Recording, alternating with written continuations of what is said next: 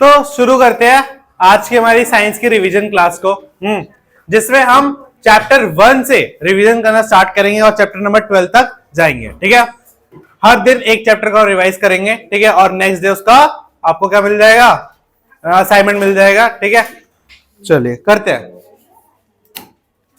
Chapter number 1 नाम है इसका matter in our surrounding. In our surrounding, ठीक है, हमारे आसपास के पदार्थ, हमारे आसपास के पदार्थ। तो इस चैप्टर में हमें बेसिकली पढ़ना है मैटर्स के बारे में। मैटर्स क्या है? जैसे हमारे आसपास हर चीज किससे बनी हुई है? मैटर से बनी हुई है। किससे बनी हुई है? मैटर से बनी हुई है। किससे? मैटर से। ठीक है, किससे बनी हुई है? मैटर से। तो ये मैटर होता क्या है? ये मैटर होता क्या है? ठीक है, एक मैटर होता है जो लड़ाई के बाद होता है। ठीक है, और ये है साइंस वाला मैटर जो हर चीज में होता है। ठीक है, तो मैटर क्या होता है? मैटर कोई भी ऐसी चीज होती है, anything which occupies some space and have some mass। ठीक है, कोई भी चीज जिसके अंदर थोड़ा सा क्या हो? द्रव्यमान हो। थोड़ा सा क्या हो? द्रव्यमान हो, और वो थोड़ी सी क्या ले? जगह ले, उसे क्या बोलते हैं? पदार्थ बोलते हैं। ठीक है, कोई वस्तु जिसमें थोड़ा सा द्रव्यमान और वह थोड़ी सी जगह घेरे। ठीक है, जगह घेरे। ठीक है, उसे क्या बोलते हैं? उसे पदार्थ कहते हैं। उसे क्या कहते हैं? पदार्थ कहते हैं। ठीक है, इवन ये जो मार्कर तुम देख रहे हो मेरे हाथ में, ये भी क्या है? मैटर है। ठीक है, ये क्या है? मैटर, क्योंकि इसके अंदर क्या है? थोड़ा सा मास है और थोड़ी सी जगह घेर रहा है। ठीक है, तो जो मैटर होता है, अब बात करते हैं मैटर होता क्या है। ये मैटर हमने समझ तो लिया मैटर क्या होता है, बट ये मैटर किससे बना होता है? ये मैटर किससे बना होता है? ठीक है, तो ये जो मैटर होता है ये छोटे छोटे पार्टिकल से बना होता है। किससे बना होता है? छोटे छोटे पार्टिकल्स, यानी कि कणों से बना होता है। ठीक है, क्या बना होता है? कणों से बना होता है। अब ये जो पार्टिकल्स है, इनकी कुछ क्या होती है? प्रॉपर्टी होती है। इनकी कुछ क्या होते हैं? कैरेक्टरिस्टिक्स होते हैं। इनकी क्या होते हैं? कुछ खासियत होती है। उनके बारे में अब हम पढ़ेंगे। जैसे कि जो इसके पार्टिकल्स होते हैं उनके बीच में क्या होता है? Space between them. क्या होता है? Space between them. इनके बीच में क्या होता है? स्पेस होता है। ठीक है, इनके बीच में जगह होती है। ठीक है, बीच में जगह होती है। हाँ, और फिर कंटिन्यूअसली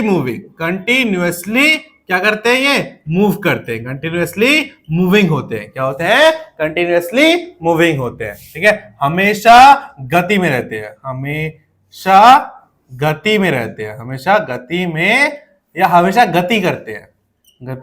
करते हैं।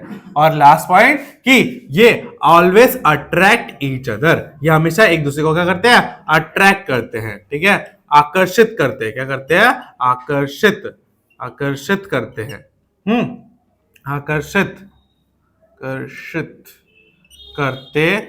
आकर्षित करते हैं। बस समझ में आ गई? तो अगर ये आकर्षित करते हैं तो उनके बीच में एक कोई बल होगा जिसे हम क्या बोलेंगे? आकर्षण बल। अगर ये एक दूसरे को अट्रैक्ट करते हैं तो उनके बीच में क्या होगा?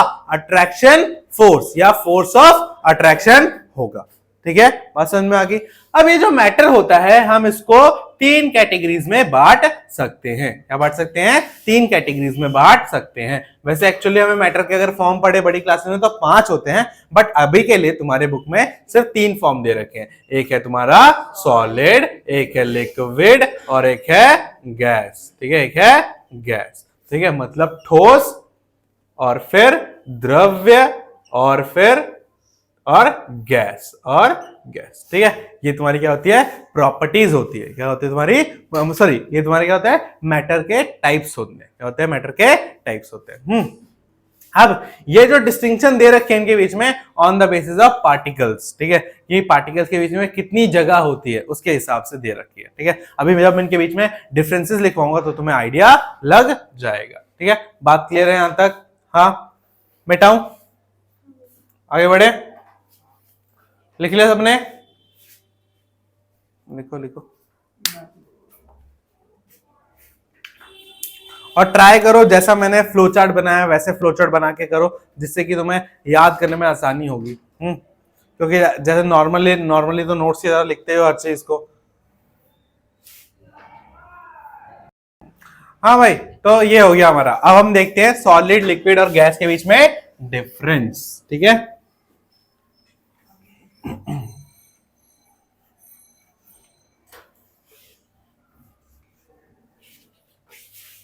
तो ये डिफरेंस मैंने पहले भी बहुत बार करवा चुके हैं। इनफैक्ट ये जो चैप्टर है ये 3 बार, चौथी बार रिवाइज हो रहा है, ठीक है।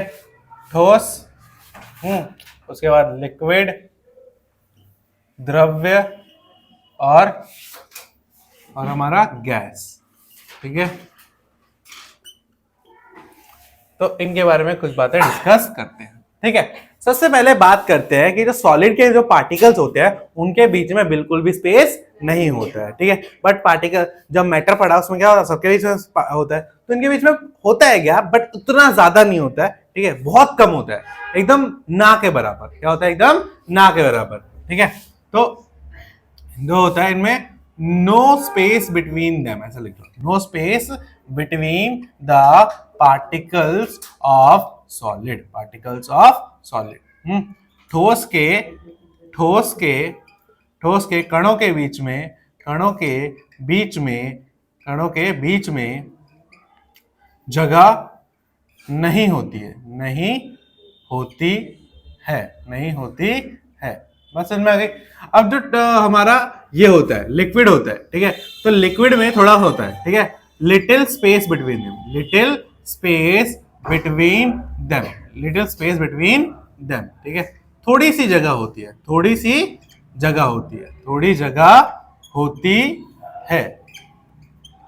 ठीक है। नेक्स्ट गैस, तो इसमें क्या होता है, इसमें मोर स्पेस बिटवीन देम, ठीक है,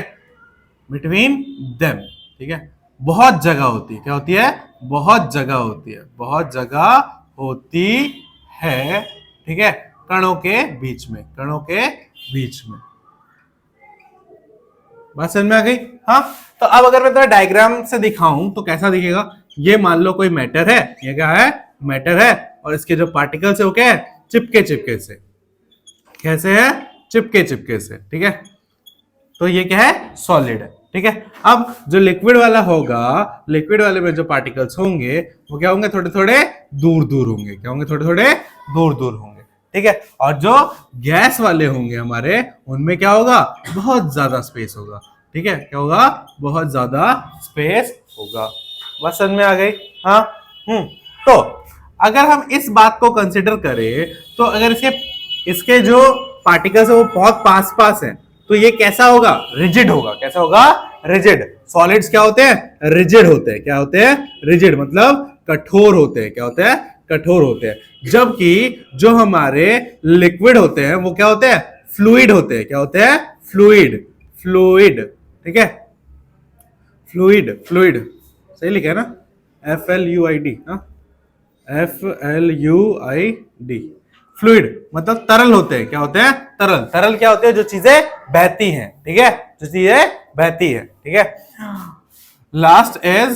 लास्ट क्या है? जो गैस होती है वो क्या होती है? ये भी मतलब इसका तो कोई होता ही नहीं है, ये तो कंप्रेस की जा सकती है। इसको क्या होता है? कंप्रेस किया जा सकता है, और इसमें बहुत ज्यादा स्पेस होता है, तो ये भी एक तरह से बहती है, ठीक है। ये भी क्या होती है? बहती है। ये भी फ्लो करती है, ये भी क्या करती है? फ्लो करती है, ठीक है, बहती है, क्योंकि इसके पार्टिकल्स के बीच में बिल्कुल भी फोर्स ऑफ अट्रैक्शन नहीं होता, ठीक है। अब बात करते हैं नेक्स्ट पॉइंट की, कि फोर्स ऑफ अट्रैक्शन सबसे ज्यादा किसमें होता है? इसमें होता है। सबसे ज्यादा किसमें होता है? सॉलिड में, ठीक है। मोर फोर्स ऑफ अट्रैक्शन, ठीक है, आकर्षण बल ज्यादा होता है। क्या होता है? आकर्षण बल ज्यादा होता है, ठीक है, होता है। और जो ये है इसमें क्या होता है, थोड़ा कम होता है। क्या होता है, आकर्षण बल थोड़ा कम होता है। ठीक है, ऐसे देखो, आकर्षण बल थोड़ा कम होता है, थोड़ा कम होता है।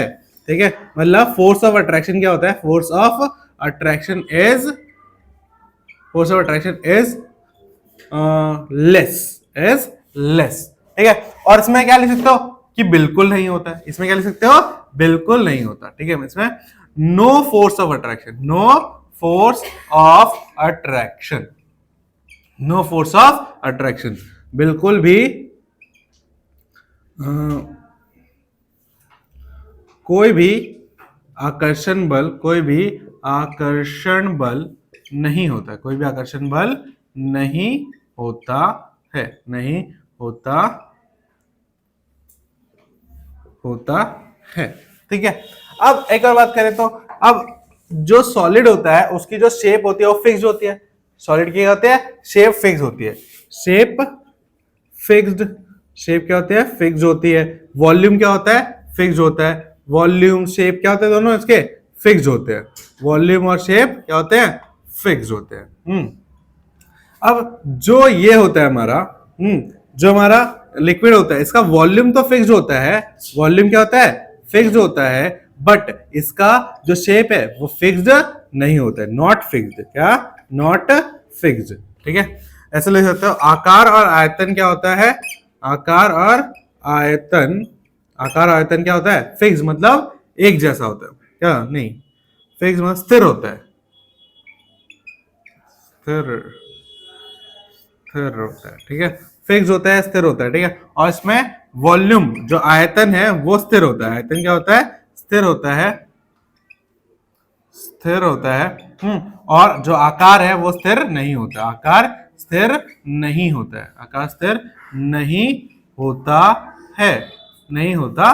ठीक है, और गैस में तो दोनों ही चीजें फिक्स नहीं होती है, वॉल्यूम और शेप, दोनों चीजें फिक्स नहीं होती है, शेप नॉट फिक्स्ड। ठीक है, आयतन और आकार, आकार क्या नहीं होते, स्थिर नहीं होते। क्या नहीं होते, स्थिर नहीं होते। ठीक है, अस्थिर नहीं होते। ठीक है, तो ये बात हो गई कुछ। हाँ, बाकी चीजें पढ़ लेना, थोड़े बहुत तुम्हारे बुक में दे रखे हैं, सारी चीजें मैंने पहले भी लिखवा रखे हैं और ज्यादा कुछ बताने के लिए है नहीं। ये मेन पॉइंट थे जो इसमें लिखवाने थे। ठीक है, नोट डाउन कर लो उसको।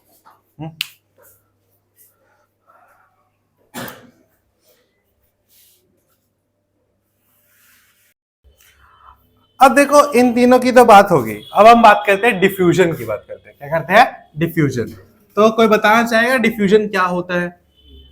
हाँ, डिफ्यूजन क्या होता है? हाँ, डिफ्यूजन का मतलब क्या होता है, किसी को पता है? हाँ, वो तो दूसरा होता है, वो दूसरा होता है। इस वाले में डिफ्यूजन क्या होता है? हाँ, मिक्सिंग ऑफ टू गैसेस, या मिक्सिंग ऑफ सॉलिड और लिक्विड, और mixing of gas into solid. ठीक है, तो हम ऐसा कह सकते हैं, जब दो पदार्थ के अवस्थाएं एक दूसरे से क्या करते हैं, मिश्रण करते हैं। क्या करते हैं, मिश्रण, या मिलते हैं, तो उसको क्या कहते हैं, डिफ्यूजन कहते हैं। बात समझ में आ गई? डिफ्यूजन, ठीक है, जिसे बोला जाता है निश्रण। क्या बोला जाता है, मिश्रण, मिश्रण बोला जाता है। क्या बोला जाता है, मिश्रण। चेक कर लेता हूं एक बार बस, मिश्रण नहीं बोलते, मिश्रण बोलते हैं। कुछ तो याद था मेरे को, मिश्रण कहते हैं, मिश्रण, मिश्रण। तो लिखो, mixing of two states of matter is called diffusion. ठीक है, दो दो पदार्थ की अवस्थाओं का, दो पदार्थ की अवस्थाओं के मिलन को विसरण कहते हैं, कहते हैं। ठीक है, अब विसरण की बात क्यों कर रहा हूं? क्योंकि मुझे आपको समझाना है रेट ऑफ डिफ्यूजन। क्या समझाना है? Rate of diffusion. ठीक है, मतलब विसरण की दर, विसरण की दर। अब एक बात बताओ, क्या मैं सॉलिड में सॉलिड मिलाऊंगा तो वो मिल जाएगा? मिलेगा? नहीं मिलेगा। अगर मैं लिक्विड में सॉलिड मिलाऊं तो मिल जाएगा। ठीक है, अगर मैं गैस में लिक्विड या लिक्विड में गैस मिलाऊं तो मिल जाएगा। ठीक है, अगर एक एग्जांपल दो गैस में लिक्विड का, जो गैस है वो लिक्विड में मिली हुई है, एक एग्जांपल दो। हाँ, किस में मिली होती है? कोल्ड ड्रिंक में। हाँ, कोल्ड ड्रिंक एक एग्जांपल है। मैं बेस्ट एग्जांपल सुनना चाहता हूं। अरे ओशन वाटर, डिजोल्व ऑक्सीजन नहीं होता ओशन वाटर के अंदर। हाँ, पानी के अंदर नहीं होता डिजोल्व ऑक्सीजन, होता है ना? तो वो क्या है? Liquid in gas. ठीक है, तो रेट ऑफ डिफ्यूजन क्या होता है? डिफ्यूजन की दर। तो डिफ्यूजन की दर सबसे ज्यादा किसमें होगी? गैस में। क्यों होगी? क्योंकि गैस के पार्टिकल्स के बीच में बहुत जगह होती है। क्या होती है? बहुत। डिफ्यूजन मतलब मिला लेना, डिफ्यूजन का मतलब मिला लेना। ठीक है, तो एग्जांपल ऐसा समझो कि एक दोस्त है जो बिल्कुल चुप रहता है, बिल्कुल शाय रहता है, लोगों से बोलता नहीं है। तो क्या उसके ज्यादा दोस्त बनेंगे? मतलब दो दोस्त हैं ऐसे। ठीक है, दो दोस्त ऐसे हैं, ठीक है, जो बहुत शाय रहते हैं, बिल्कुल चुप रहते हैं, किसी से बात नहीं करते, तो उनके ग्रुप में तीसरा जुड़ेगा? या ऐसे दो बंदे जो हमेशा सबसे बात करते हैं और बहुत सबसे ओपनली रहते हैं, तो उनके ग्रुप में जुड़ेंगे बच्चे? किसमें जुड़ेंगे? जो ज्यादा बातें करते हैं उनमें जुड़ेंगे ना। तो गैस के जो पार्टिकल होते हैं उनके बीच में क्या होता है? स्पेस होता है। ठीक है, क्या होता है? स्पेस। तो तीसरा आके आराम से उसमें एडजस्ट कर सकता है। बट जो एकदम चुपचाप, एकदम दुनिया से पूरे कटे रहते हैं, उनके बीच में कोई और घुस सकता है क्या? नहीं घुस सकता। ठीक है, तो वो कौन है? वो सॉलिड है। वो कौन है? सॉलिड है। ठीक है, तो सबसे ज्यादा रेट ऑफ डिफ्यूजन किसमें होता है? गैस में होता है। किसमें होता है? गैस में होता है। फिर उसके बाद किसमें होता है? लिक्विड में। ऑब्वियस रीजन है ना, इसके अंदर क्या होगा? ज्यादा गैप होगा, इसके अंदर थोड़ा कम गैप होगा। हाँ, और सॉलिड में तो बिल्कुल ही गैप नहीं होता। सॉलिड में क्या होता? बिल्कुल भी गैप नहीं होता। बात समझ में आ गई? तो गैस में क्यों? क्योंकि इसमें क्या होगा? More space between them, more space between them. बात समझ में आ गई? इनके बीच में, कणों के बीच में, कणों के बीच में ज्यादा जगह होती है। ऐसा समझ सकते हो, ये खुले दिल वाले होते हैं, ये बंद दिल वाले होते हैं, नहीं घुसाते किसी को अपने अंदर। ठीक है, तो इसलिए गैस में क्या होगा? डिफ्यूजन ज्यादा होगी। क्या होगी? ज्यादा होगी। बात समझ में आ गई? हाँ, अब चलते चलते एक और टॉपिक इसमें डिस्कस कर लेते हैं, डेंसिटी का। ठीक है, डेंसिटी। ठीक है, डेंसिटी क्या होता है? घनत्व होता है। क्या होता है? घनत्व। हाँ, घनत्व। डेंसिटी क्या होती है? It is defined as mass per unit volume. ठीक है, ये क्या होता है? ये इसको घनत्व को परिभाषित, ठीक है, इस प्रकार किया जा सकता है कि प्रति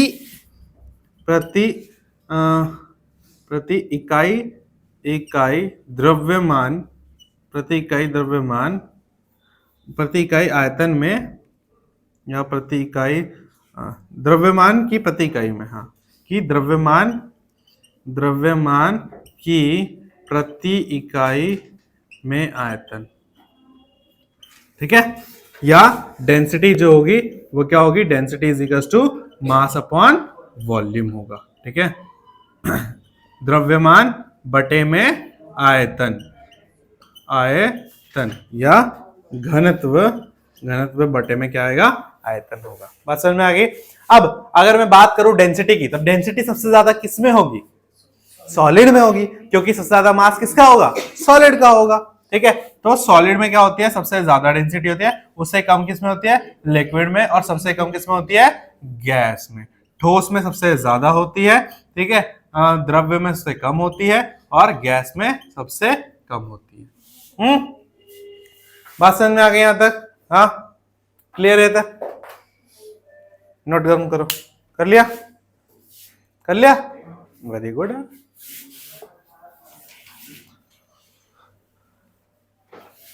अरे शिल्पी माही नहीं आई। हाँ, तेरी दोस्त है? अच्छा, वो तो पता नहीं।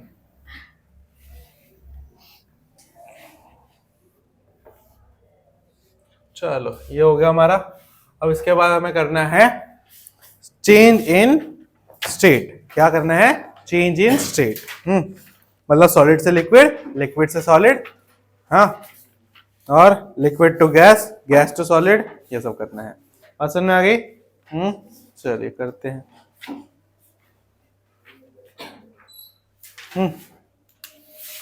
अब तो बात करते हैं सॉलिड, ठीक है, यानी कि ठोस, ठीक है। तो लिक्विड, लिक्विड यानी द्रव्य, ठीक है, और फिर गैस और गैस, ठीक है। तो सॉलिड से लिक्विड जाने के लिए क्या करना पड़ेगा हमें? हीटिंग या मेल्टिंग। क्या करना पड़ेगा? हीटिंग या melting. For example an ice cube. Ice cube क्या होता है? सॉलिड होता है। उसको अगर हम हीट करें या उसको मेल्ट करें तो कैसे में चेंज हो जाएगा? लिक्विड में, मतलब पानी में चेंज हो जाएगा, ठीक है। तो इसको गर्म या पिघलाना, ठीक है, पिघलाना, पिघलाना, ठीक है, गर्म या पिघलाना पड़ेगा। बात समझ में आ गई? और फिर लिक्विड से जब गैस में बदलेंगे तो क्या करेगा? फिर से हीट करना पड़ेगा, फिर से क्या करना पड़ेगा? हीट करना पड़ेगा, हाँ, गर्म करना पड़ेगा। फिर अब गैस से अगर मुझे लिक्विड बनाना है, क्या बनाना है? गैस से लिक्विड बनाना है, तो क्या करना पड़ेगा? कूलिंग। क्या करना पड़ेगा? कूलिंग, ठीक है, ठंडा करना पड़ेगा, ठंडा। और अगर मुझे लिक्विड से, तो क्या करना पड़ेगा? फ्रीज। क्या करना पड़ेगा? फ्रीज, ठीक है, जमाना पड़ेगा, जमाना। ये तो कि इन एक के बाद एक में चेंज करना, ठीक है। बट एक चेंज ऐसा भी होता है, एक चेंज ऐसा भी होता है जिसमें जो सॉलिड होता है वो डायरेक्टली किसमें चेंज होता है? गैस में। और जो गैस होता है वो डायरेक्टली चेंज होता है किसमें? सॉलिड में, ठीक है।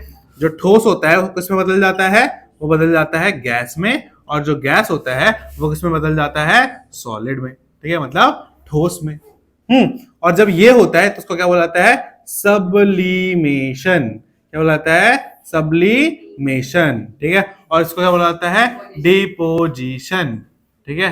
हिंदी में इसको बोला जाता है उर्वरकता, ऐसा कुछ बोला जाता था, उर्वर, उद्धार, क्या उद्पात, जो भी बोलते हैं, लेट इट बी। ऊर्ध्वपातन। क्या बोला जाता है? ऊर्ध्वपातन। हाँ हाँ, वही मैं कहाँ बोल रहा हूँ शिल्पी गलत है? मैंने ऐसा बोला? और निश्चय, निकिता तो सबका मुंह देखती है। निक्षेपण, उसे लगता है वो सही है, ठीक है, निक्षेपण, ठीक है। हाँ, तो अब आपका क्या काम है घर पे कि इन सब के 2-3 एग्जांपल आप पढ़ लेना, ठीक है, कि सॉलिड से लिक्विड में चेंज करते हैं, लिक्विड से सॉलिड में करते हैं, गैस से लिक्विड में, लिक्विड से गैस में, gas to solid, solid to gas. मेरे को एक एग्जांपल दो, ठीक है, चलो एक एग्जांपल दे दो, बहुत बात दे रखा है मैंने वैसे भी। सॉलिड से गैस में चेंज करने के लिए कौन सा होता है? ठीक है, धूप बत्ती, अगरबत्ती, हाँ, ठीक है। तो ये सारी क्या होती है हमारी, जो सॉलिड से डायरेक्टली किसमें चेंज होती है? गैस में होती है ना। या नैप्थलीन, हाँ, कपड़ों के बीच में रखते हैं नैप्थलीन, ठीक है। या मोर्टीन कॉइल होता है, ठीक है, बात समझ में आ गई। तो ये सब क्या है? Change in the state of matter, ठीक है, मैटर की अवस्था में बदलाव को ये इस तरीके से होते हैं, ठीक है, क्लियर है एकदम? हाँ, कोई डाउट? बिल्कुल नहीं। आगे बढ़े फिर। अब एक छोटा सा टॉपिक और है इसमें कि हम किस तरीके से केल्विन से डिग्री सेल्सियस बनाएंगे। क्या?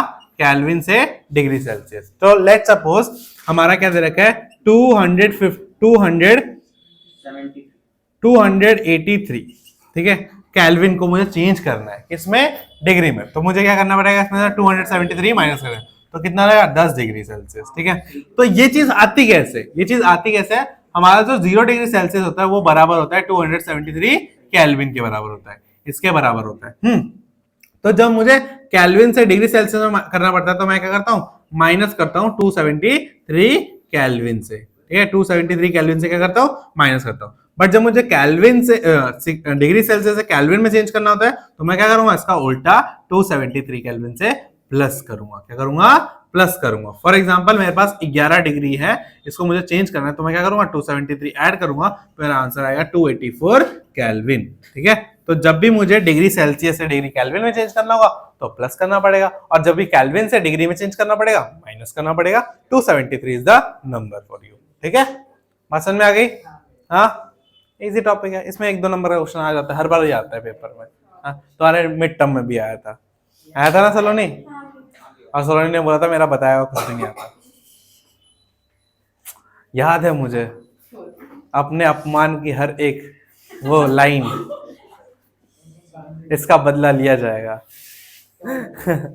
मजाक कर रहा हूँ। हाँ करो भाई करो, बहुत। टीचर के अपमान एक प्रसाद की तरह होता है, उसे ग्रहण करना चाहिए। देखा, आया ना। हाँ तो और ग्रहण कर 90s आ जाएंगे। बेटा भाई क्लियर है? अब लास्ट टॉपिक पे आ जाओ भाई। लास्ट टॉपिक है हमारा इवेपोरेशन। क्या है लास्ट टॉपिक? इवेपोरेशन।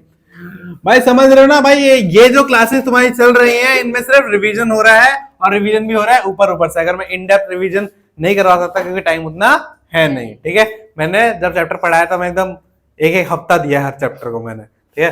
तो अब मैं रिवीजन के टाइम पे 1 दिन में निकाल दूंगा, ठीक है। तो वो भी 1 घंटे की क्लास में, ताकि तुम्हें जो ये नोट्स बने वो 1 पेज में बन जाए, ठीक है। ये सारे जो भी टॉपिक पढ़ा रहा हूँ ये इंपॉर्टेंट है। अब तुम्हारा काम ये बनता है कि घर पे जाके तुम्हें पढ़ना है इसको, इनको तो पढ़ना ही पढ़ना है, बाकी एनसीईआरटी की एक एक लाइन को पढ़ना है, इंडेक्स क्वेश्चन सॉल्व करने हैं और एक्सरसाइज के क्वेश्चन सॉल्व करने हैं। अगर इतना तुमने कर लिया, मानो मेरी बात, 90 तो किसी ने नहीं रोके तुम्हारे, मैं गारंटी के साथ कह सकता हूं, ठीक है। बस अब बात करते हैं इवेपोरेशन की। इवेपोरेशन जिसे हिंदी में क्या बोलते हैं? वाष्पीकरण। वाष्पीकरण, वाष्पीकरण। तो भाई इवेपोरेशन तो बचपन से पढ़ते आ रहे हैं कि लिक्विड का वेपर में बदल जाना, उसी को क्या बोलते हैं? इवेपोरेशन, ठीक है। तो मतलब कि गैस, इसमें कौन सी स्टेट इंक्लूड है? Liquid to gas. कौन सी है? लिक्विड टू गैस, ठीक है। मतलब हमारा द्रव्य किस में बदल जाएगा? गैस में बदल जाएगा। इसी प्रोसेस को क्या बोला जाता है? इवेपोरेशन बोला जाता है, ठीक है। बट इंपॉर्टेंट ये नहीं है इवेपोरेशन क्या है, इंपॉर्टेंट ये है कि इवेपोरेशन किस तरीके से, हम इवेपोरेशन पे इफेक्ट किस तरीके से पड़ता है, टेम्परेचर का, ह्यूमिडिटी का, इन सब का, ठीक है। तो इफेक्ट्स ऑन इवेपोरेशन, हमें ये इंपॉर्टेंट टॉपिक पढ़ना है, ठीक है, कि किस तरीके से इवेपोरेशन ज्यादा होता है, कम होता है, इनके बारे में हमें पढ़ना है, ठीक है। इवेपोरेशन तो बचपन से पढ़ते आ रहे हो, डेफिनेशन तो लिख लोगे। तो बात करते इफेक्ट्स की, ज्यादा टाइम वेस्ट नहीं करते। इफेक्ट्स या हिंदी में बोलेंगे तो प्रभाव, ठीक है। तो प्रभाव क्या होते हैं? देखो, अगर मैं टेम्परेचर को बढ़ाता हूं, क्या करता हूं? टेम्परेचर को इंक्रीज करता हूं, इसका मतलब क्या है? इंक्रीज करना। तो अगर मैं तापमान को बढ़ाता हूं तो इवेपोरेशन क्या होगा? बढ़ेगा, ठीक है। अगर मैं विंड स्पीड को बढ़ाता हूं, कि हवा की गति को बढ़ा रहा हूं, हवा की गति को बढ़ा रहा हूं, तो भी क्या होगा? इवेपोरेशन बढ़ेगा, ठीक है। बट अगर मैं ह्यूमिडिटी को कम कर रहा हूं, ह्यूमिडिटी को क्या कर रहा हूं? कम कर रहा हूं, तो भी मेरा क्या होगा? इवेपोरेशन बढ़ेगा, ठीक है। अगर मैं सरफेस एरिया को बड़ा कर रहा हूं, क्या कर रहा हूं? सरफेस एरिया को बड़ा कर रहा हूं, क्षेत्रफल को बढ़ा रहा हूं, क्षेत्रफल को बढ़ा रहा हूं, ठीक है। तो भी क्या होगा? मेरा इवेपोरेशन ज्यादा होगा, ठीक है। बात समझ में आ गई? तो ये 3-4 रीजन है जिसकी वजह से अगर हम किसी को बढ़ाते घटाते हैं तो उसकी वजह से हमारा इवेपोरेशन बढ़ता घटता है। फॉर एग्जाम्पल, जिस दिन, ठीक है, जिस दिन एक सूरज, बड़ा सा सूरज निकला होगा, ठीक है, तो उस दिन क्या होगा? तापमान ज्यादा होगी। गर्मी के दिनों में इवेपोरेशन क्या होती है? ज्यादा होती है एज कंपेयर टू ठंडी के दिनों में, ठीक है। उसके बाद जब हवा तेज तेज चलेगी तो जो इवेपोरेट हुआ पानी है वो ज्यादा तेजी से ऊपर जाएगा और नीचे की जगह खाली हो जाएगी, तो और ज्यादा इवेपोरेशन होने के चांसेस बढ़ जाएंगे। बट अगर ह्यूमिडिटी पहले से भरी होगी, ह्यूमिडिटी का मतलब क्या होता है? ह्यूमिडिटी का मतलब होता है कि पानी में, हवा में तैरता हुआ पानी, हवा में तैरता हुआ पानी। तो अगर हवा में ऑलरेडी पानी है तो जो नया पानी हवा में आ रहा है वो आ पाएगा क्या? जगह तो पहले से फुल है, ठीक है। अगर जगह पहले से फुल है तो क्या नई चीज आएगी? नहीं आएगी। तो हमें किसको कम करना पड़ेगा? ह्यूमिडिटी, नमी को क्या करना पड़ेगा? कम करना पड़ेगा। और अगर हम सरफेस एरिया को बढ़ा देंगे तो भी क्या हो जाएगा? इवेपोरेशन ज्यादा हो जाएगा। फॉर एग्जांपल, अगर तुम कपड़ों को रस्सी पे फैला के डालोगे तो जल्दी जल्दी कपड़े सूखेंगे, एज कंपेयर टू अगर तुम कपड़ों को एकदम एक जगह पे इकट्ठा करके रख दो तो क्या होगा? इवेपोरेशन कम होगा। हाँ, बात समझ में आ गई? ठीक है। तो ये था इस चैप्टर का लास्ट टॉपिक। तो ये हो गया हमारा ओवरव्यू कंप्लीट। तो अब आपका काम क्या है कि आपको एनसीईआरटी बुक को पढ़ना है, एनसीईआरटी बुक रीडिंग करनी है, ठीक है। एनसीईआरटी की एक एक लाइन को पढ़ के समझना है, ठीक है। क्योंकि 4 बार रिवीजन के बाद भी अगर एनसीईआरटी समझ में नहीं आ रही है तो भाई भूल जाओ, तुम 9th क्लास में कर लोगे, ठीक है। प्लस इंडेक्स क्वेश्चन जो है मोस्टली तो मैंने करवा रखे थे नोट्स में, ठीक है। इंडेक्स क्वेश्चन, ठीक है, प्लस एक्सरसाइज के क्वेश्चन, इनको भाई कर लेना, ठीक है। बहुत इंपॉर्टेंट है, बहुत बहुत इंपॉर्टेंट है, ठीक है। कल मैं असाइनमेंट भी दे दूंगा, उसमें भी इन्हीं के क्वेश्चन मोस्टली रहेंगे, ठीक है। तो ये 2 काम करके आना, ठीक है। और कल जैसे तुम आओगे तो पहले तो ओरल टेस्ट होगा, और उसके बाद आगे की प्रक्रिया स्टार्ट करेंगे, ठीक है। पसंद में आ गई? और कल देखता हूँ अगर मैं कुछ इंपॉर्टेंट क्वेश्चन लिखवा दूं तो लिखवा दूंगा। आज के लिए इतना ही करते हैं। समझ में आ गया तुम्हें? कोई डाउट इसमें पूरी क्लास में? हाँ, अभी छुट्टी नहीं हो रही भाई, अभी बहुत टाइम पड़ा हुआ है। हाँ, तो कोई डाउट भाई किसी को?